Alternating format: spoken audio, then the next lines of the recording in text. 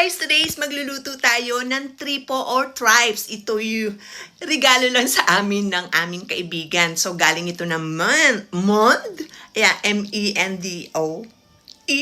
Ayan, Mond ang tawag. So, ayan, iinit na natin at atin tikman.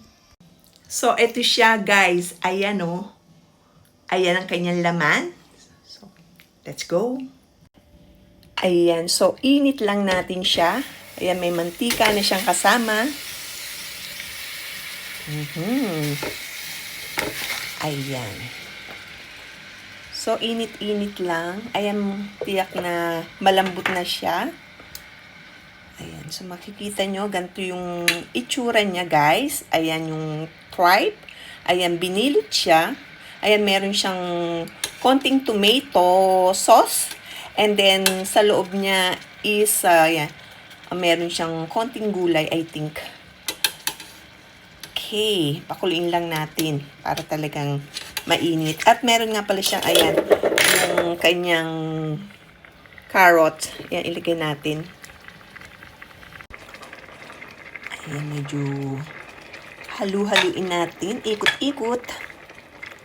Ayan.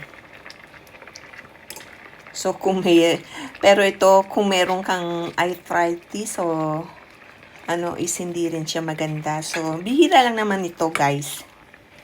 Ayan. So, ayan. Malakas na yung kulo niya. Ito nga pala is may white wine and then concentrate ng tomato sauce. Ayan, at nilagyan din siya ng celery and then ng onion and garlic. At syempre, may iba't ibang spices din na nakalahok.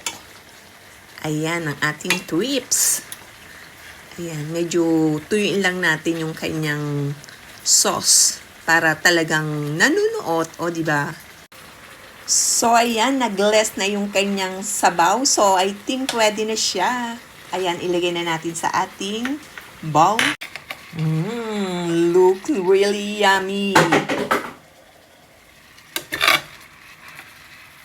Ayan, may 8 piraso tayo.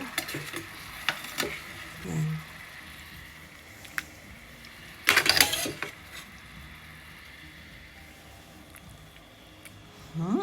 Ayan na, ready na. Kain na. Yummy tripo. Ayan. Bon appetit. Yummy. Mausok-usok pa.